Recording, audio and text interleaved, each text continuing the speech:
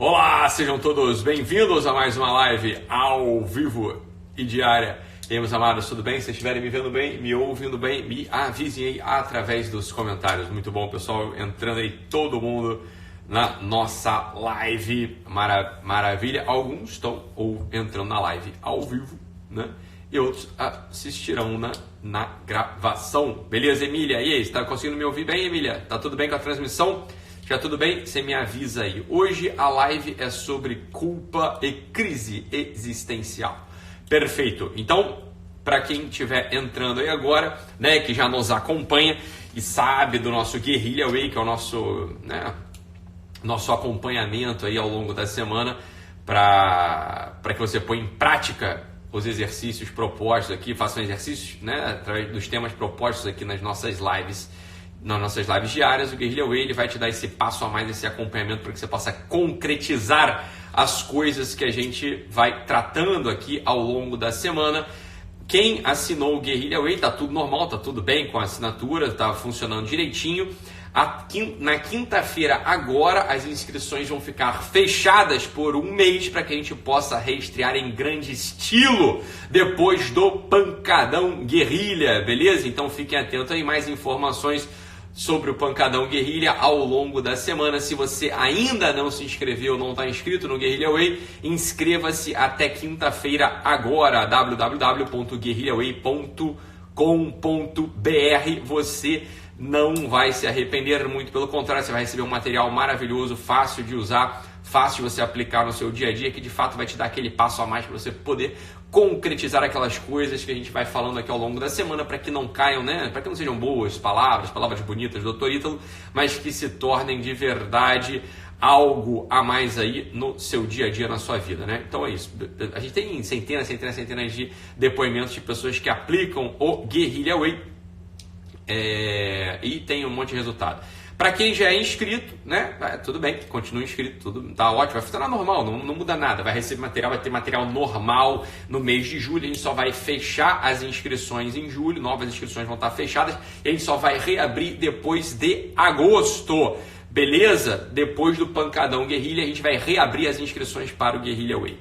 Maravilha, pessoal? Deu para entender tudo certinho? Mais informações sobre o Guerrilla Way aí ao longo da semana, a partir de quinta-feira, provavelmente, tá bom? Ótimo, meus amados. Acontece o seguinte, hoje a gente, como eu falei, a gente vai falar sobre culpa e crise existencial e eu queria a atenção dos senhores e das senhoras, dos senhoritos e das senhoritas aqui comigo um pouquinho ao longo dessa live. Porque, é claro, se a gente for falar sobre culpa, a gente tem várias formas de a gente falar sobre a culpa e não é muito difícil falar sobre culpa, né? Que a gente pode entender a culpa do ponto de vista ético, né? Você fez uma coisa que você acha que é reprovável, né? Peraí que meu chinelo caiu aqui. A culpa do ponto de vista ético, você fez alguma coisa que é reprovável diante do teu conjunto moral, né? Então, você pode sentir culpa por esse assunto, você roubou alguém, você vai se sentir culpado depois, né? Sei lá, você traiu um amigo, você se sente culpado depois, por quê? É um sentimento que aparece em vistas, em função de você ter ido contra, né, um conjunto de crenças que você tem aí no teu código de conduta moral, que no final das contas faz muito sentido, a maior parte deles. Pronto, não é muito difícil a gente falar da culpa por esse ângulo, e muito já se falou sobre a culpa por esse ângulo. Um outro modo de falar sobre a culpa também, que não é difícil, modo psicanalítico de você falar sobre a culpa, quer dizer, você tem uma projeção daquilo que você deveria ser, e quando você frustra aquilo que você deveria ser, de algum modo você vai se sentir culpado. Enfim, a gente precisaria falar um pouco mais de modo mais técnico, não queria falar não queria falar por esse ângulo aqui hoje também, mas eu queria buscar aqui uma coisa que é uma sensação que vai acompanhar-nos até o final da nossa vida, quer dizer, como um incômodo que aparece no nosso peito, que pode aparecer na forma de culpa, pode aparecer na forma de crise, pode aparecer dos dois modos no nosso peito e pode ficar uma coisa um pouco indistinta pra gente. Isso pode nos paralisar em algum momento da vida, pode levar a um sofrimento mesmo, pode levar a uma tristeza profunda ali na nossa história e a gente, né, não saber o que fazer ali. Então, olha só, eu vou pegar aqui a base teórica de um filósofo espanhol maravilhoso, um filósofo espanhol que para mim é um tipo de mestre, que é o Julián Marías, alguém que eu prestei muita atenção ao longo da minha formação. Ele é um filósofo menor, por assim dizer, é um filósofo que muita gente acabou não conseguindo dar atenção, porque, é claro, ele trata de temas é uma miscelânea de temas que ele trata, e são temas ali que, apesar de centrais para a nossa vida, apesar de centrais para o nosso espírito, ele não termina de dar o rigor científico que a academia exige, ou seja, ele não entrando na academia, ele acaba não tendo ali uma ventilação de ideias na mídia, etc, etc. Isso por um lado. E por outro lado também não era um filósofo popular, ele não era um tipo de Voltaire, que nem filósofo era um tipo, Voltaire era um tipo de jornalista, né, metido a divulgador de ideias. O Julián Marías, ele não é um divulgador de ideias, por isso ele fica ali num limbo, ou seja, ele não tem nenhum rigor acadêmico que pode inscrevê-lo dentro da faculdade, da academia, e ele também não é um divulgador de ideias, ou seja, ele não estava ali simplesmente transformando, né, numa linguagem acessível as ideias, por exemplo, de um Heidegger, ou as ideias da fenomenologia. Ele não estava fazendo isso, né? Então, esses são os dois tipos de filósofos que acabam tendo, filósofos e pensadores que acabam tendo impacto, no final das contas, social, né, de modo mais comum, de modo mais corriqueiro. Ou são os divulgadores, ou são aqueles sujeitos que estão inseridos na academia. O Julián Marías, ele não é nenhum desse tipo, mas ali no centro da filosofia dele, o Julián Marías, ele põe a questão da vida como que numa disjuntiva, como que numa bifurcação. Vamos entender isso como um pêndulo, para que a gente possa entender o motivo pelo qual sempre haverá um tipo de culpa e um tipo de crise existencial dentro do nosso peito. O Julián Marías, ele diz o seguinte: olha só, meu filho, se você quer entender o que é o homem, se você quer entender o que é a pessoa, se você quer olhar para você e entender do que se trata o homem, o que é a pessoa, você sempre vai precisar responder a duas perguntas. A primeira pergunta dessa disjuntiva, desse par, é a seguinte: quem sou eu? Quem eu sou? Quem sou eu? É como se essa pergunta ela estivesse num lado, né, num polo, como se fosse um pêndulo balançando para um lado e para o outro, e de um lado tá essa pergunta, quem sou eu? E é uma pergunta que no final das contas todo mundo vai acabar querendo saber em algum momento da sua vida. E por outro lado, né, do outro lado, no outro polo, tem uma outra pergunta que aparece nos nossos corações, nas nossas cabeças, que é a seguinte pergunta: o que vai ser de mim? Ou seja, quem que eu vou me tornar? O que vai acontecer com a minha vida? Quais são aqueles projetos que eu vou entrar, que eu vou realizar? Ora, essas duas perguntas, o Julián Marías, ele fala o seguinte: elas aparecem sempre do modo incompatível. Ou seja, quando você está parando existencialmente, biograficamente, para responder a uma, a outra ela fica insegura, ela foge do teu horizonte de consciência. E quando você está gastando uma vida para responder a outra, a primeira pergunta também foge, também some do teu horizonte de consciência. E é justamente esse ato, esse gap, essa incapacidade de responder, e eu vou explicar daqui a pouco melhor, a gente vai tentar transformar isso de um modo mais prático para a gente, a incapacidade de tentar responder, né? A incapacidade de conseguir responder ao mesmo tempo, simultaneamente, satisfatoriamente a essas duas perguntas em vida é o que gera a tal da crise existencial e um tipo de culpa específica. Ou seja, quando o sujeito ele está ali às voltas, né, com um projeto totalizante, ele está pensando em dinheiro, ele está pensando em fazer a vida dele, ele está pensando em ter uma profissão, ele está pensando em ter uma carreira, ele está pensando em ter sucesso, ele está pensando em ser reconhecido, ele está ali, né, o que vai ser de mim, né, para onde eu estou me projetando, para qual destino está indo a minha vida, ele começa a se esquecer quem ele é, ele começa a se esquecer um pouco dos seus fundamentos, ele começa a se esquecer, ele não consegue mais ele não se conhece tão bem, ele já não tem mais ali a consistência daquela própria vida, por assim dizer, presente para ele. Ora, então aparece nele um tipo de insegurança, uma insegurança que pode aparecer na vida dele como crise, uma crise existencial. É por isso que muitas vezes as pessoas que estão ali no meio de uma jornada, acelerando, tá a todo vapor, tá com o pé lá embaixo, tá com o pé na tábua, acelerando a vida, tocando projeto, pá. De repente essa pessoa, ela entra num tipo de crise e ela não sabe por onde ela foi pega. Ela foi pega justamente porque o Julián Marías já tinha explicado pra gente que ela ia ser pega. Ela foi pega ali porque ele não se debruçou em saber quem sou eu. Ele não se preocupou em dar essa resposta. Mas quem eu sou? Quem eu sou? Quem é esse sujeito estável, fixo, constante, né? Quem é esse sujeito que se conhece, que tenta se determinar? Quem é esse sujeito? Ora, quando ele não consegue dar essa resposta, quando ele não se pergunta, portanto não se dá a resposta, a crise aparece e vem um tipo de culpa também. Quer dizer, como é que aparece a culpa, esse tipo de culpa filosófica da disjuntiva dessas perguntas, ou seja, quem sou eu ou o que vai ser de mim? Aparece uma culpa do tipo, gastei a minha vida, ou eu não me conheço. O sujeito se sente culpado por ter desperdiçado ali uma parte importante da sua vida. E deixa eu contar para você uma coisa aqui, essa sensação, ela é tão verdadeira quanto falsa. Parece aqui um paradoxo, um jogo de palavras, mas presta atenção, ela é verdadeira em que sentido? Ela é falsa em que sentido? Ela é verdadeira porque ela de fato aparece, e ela é falsa por quê? Porque você não perdeu a sua vida. Isso é justamente a estrutura empírica da vida humana. A estrutura empírica da vida humana é estar espremida, estar assim, esgarçada entre esses dois polos. Nós não conseguimos mesmo acessar, responder essas duas perguntas nessa vida, nessa estrutura empírica ao mesmo tempo. É como aquela antiga experiência, quando você quer observar o comportamento das corujas em natura, como é que você faz? É muito difícil, porque se você ilumina a coruja, ela fica paralisada, com os olhos abertos ali, né? Fica parada. Se você tira a luz, então ela começa a se mexer do jeito que ela de fato se mexe, mas aí você já não vê a coruja se mexendo. Então, aí tem um problema, um aparente problema. Como é que eu vou investigar o comportamento noturno das corujas? Porque se eu ilumino a coruja para poder ver como ela se comporta, ela deixa de se comportar. Ela tem um comportamento, para assim dizer, artificial. Se eu tiro a luz da coruja, né? Se eu tiro a luz da coruja, a coruja começa a se comportar naturalmente, mas eu já não vejo mais como a coruja se comporta. Então, a gente entra aqui numa dificuldade, numa disjuntiva, é difícil, numa encruzilhada. Como é que a gente resolve esse problema, meu filho?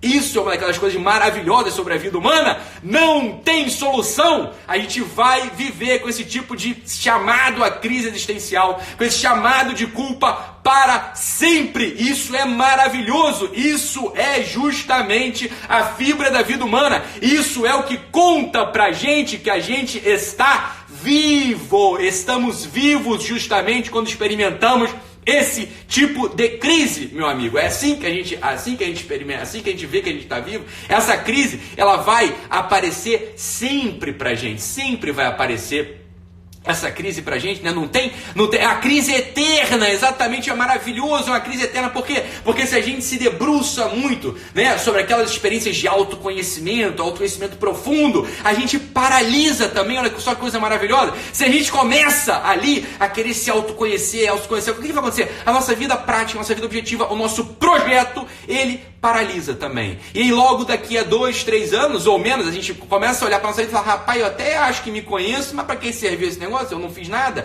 E por outro lado, quando você está acelerando na tua vida, você está conquistando, está conhecendo, está querendo, né? Você está botando ali o teu projeto de vida, você começa a olhar para trás e falar, rapaz, mas cadê? Quem é esse aqui? De onde é que está? Né?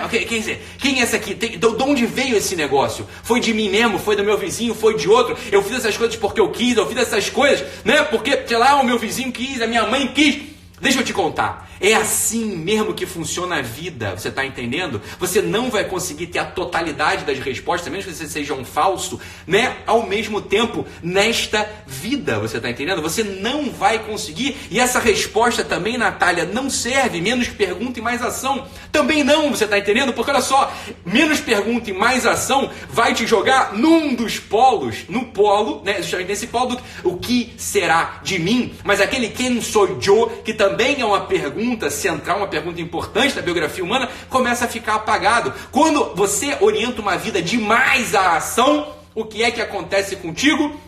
Aquela introspecção necessária, aquele autoconhecimento necessário, sai do teu horizonte de consciência. E quando você, ao contrário, Natália, desse jeitinho mesmo que você colocou, né? Quando você...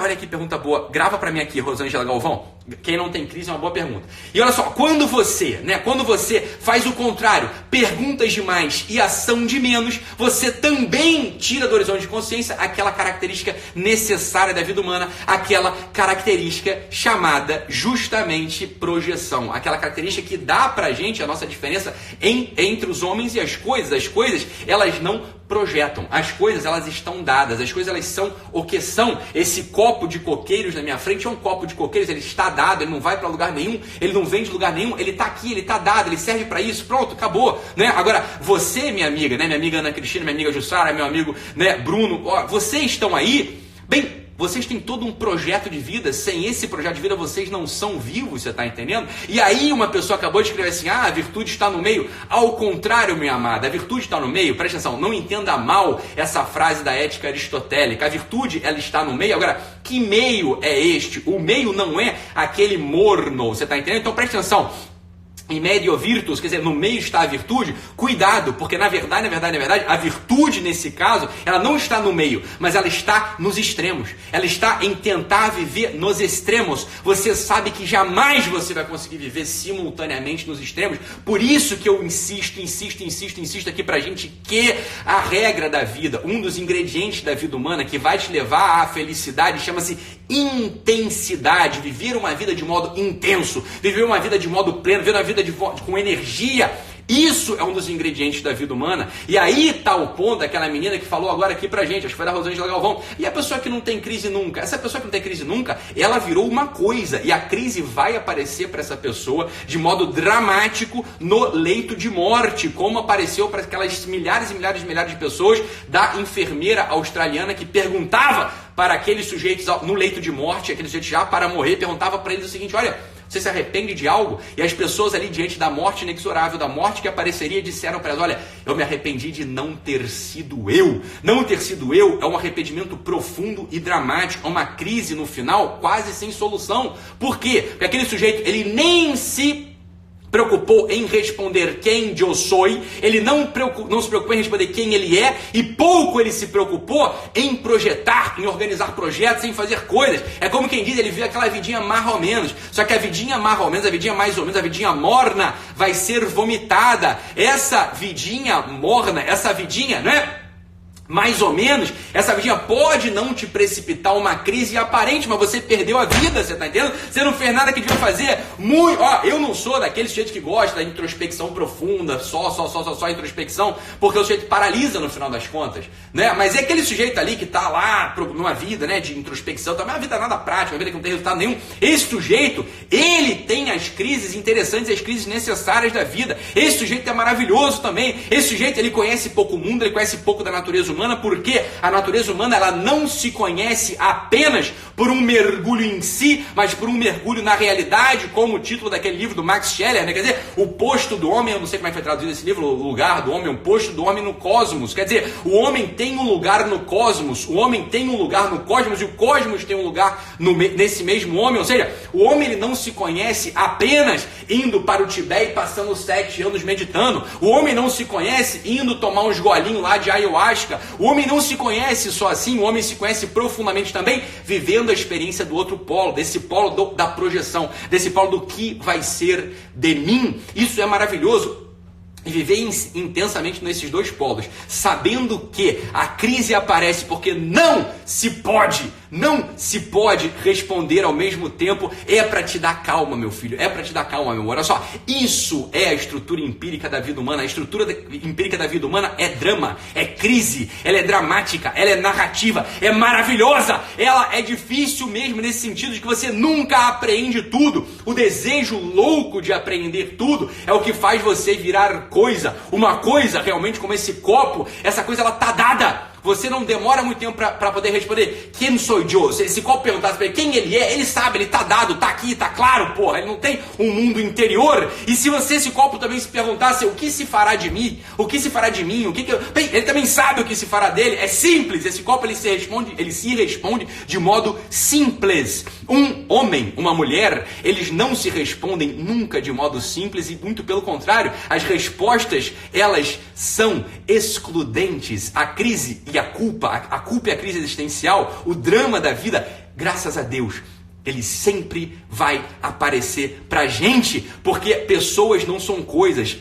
As coisas físicas, os físicos aí sabem, na física, né, na mecânica clássica, eles sabem que existe um princípio da impenetrabilidade dos corpos, né? Quer dizer, essa caixa, né, esse enfeite, ele não entra nesse copo, quer dizer, eles não se interpenetram. É como se dissesse, eles não se completam, eles não são mais quando eles se, né, tocam. As pessoas já são o contrário, meu amor. Na estrutura empírica de gente, acontece o inverso. Com pessoas existe o princípio da penetrabilidade. Quando você aparece na minha vida como uma amiga, como um amigo, como um amor, como um desafeto, como alguém que eu odeio, como alguém que me odeia, ora, a minha vida ela se torna mais, a minha vida ela aparece mais. Você precipita em mim, você faz aparecer em mim possibilidades que jamais apareceriam não fosse você, não fosse a intensidade da sua vida. Se você não aparecesse para mim, me completando, eu seria menos eu. Porra, isso já define, isso já diferencia radicalmente gente de pessoa. Alguém que jamais sofre, alguém que jamais está em crise, alguém que não tem drama, é alguém que escolheu miseravelmente ser um enfeite, ser aqui, ó, ser essa coisa que não é nada, ser um peão, ser uma pecinha de xadrez, vagabunda de plástico, ser um copo. Esse sujeito, ele decidiu perder a sua vida já em vida. Aquele sujeito que não se abre para o amor e para a desilusão, para a frustração e para a completude, para a carência, para a abundância, esse sujeito, ele abdicou de ser humano, ele abdicou de ser pessoa. Pessoa é assim, pessoa é aquele que pode ser mais, já é uma definição clássica da filosofia também. O que é pessoa? Pessoa é aquele que pode ser mais. É claro que, podendo ser mais, esse sujeito, ele também pode ter uma aparência, e aí vem a crise, e aí vem a culpa, uma aparência de ser menos, quando aparece o sofrimento, quando aparece a tristeza, quando aparece a privação, mas pra gente, mas pra pessoa, esse sofrimento, essa privação, essa ausência também é ser mais, porque isso é a precipitação, isso é aquilo que aparece em você e te completa, e te faz ser mais você tá entendendo? Então olha só, presta atenção, sempre o ser humano viverá em crise, até o último dia dessa vida, e isso é maravilhoso. Sempre o ser humano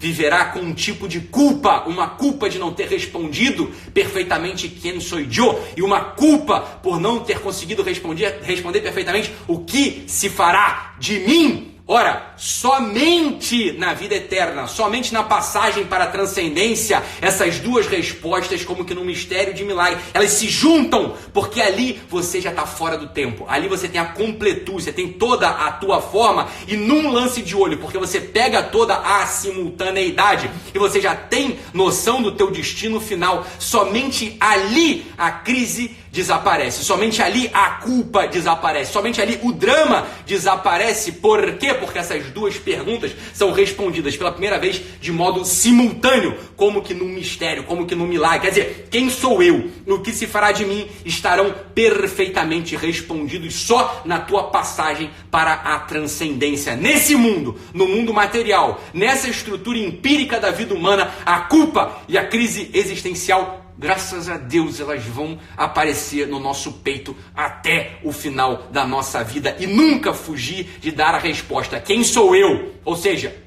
você terminar o seu dia perguntando o que eu fiz bem, o que eu podia ter feito melhor, não é verdade? O que eu fiz mal? Assim você se conhece, você sabendo dessas respostas, você respondendo ali quais são as bostas interiores, você consegue se conhecer, você tem um princípio de autoconhecimento. E por outro lado, uma vida orientada ao que se fará de mim, uma vida que tende a completar a sua biografia de tal modo que você trabalha, que você serve, que você é forte, que você não enche o saco. Quando você faz essas duas coisas, você vai respondendo, não simultaneamente, sempre em crise, sempre precipitando uma culpa, sempre precipitando uma crise, mas com aquela instalação na vida humana própria dos seres humanos. Não fuja dessa estrutura. Não fujam dessa estrutura empírica da vida humana. Por quê? Porque ela só muda na passagem para a transcendência. É só lá que você adquire uma outra forma de encarar a vida. Aqui não é assim. Aqui é sempre crise, sempre drama, e isso é maravilhoso. Entender isso é um tipo de alívio. Entender isso te dá força para seguir nessa jornada diária da nossa vida. É isso, meus amados. Um abraço. Fiquem com Deus e até amanhã. Tchau, tchau, pessoal.